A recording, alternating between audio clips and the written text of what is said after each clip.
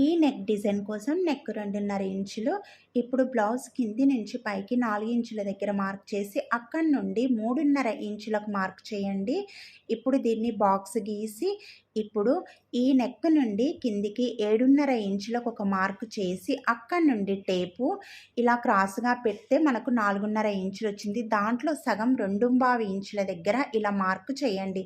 చేసి ఇప్పుడు క్రాస్గా ఒక లైన్ గీయండి. గీసి ఇప్పుడు మనము మధ్యలో డాట్ పెట్టుకున్నాం కదా, అక్కడి నుండి అక్కడికి ఇలా కట్ వర్క్ లాగా గీసుకోవాలి.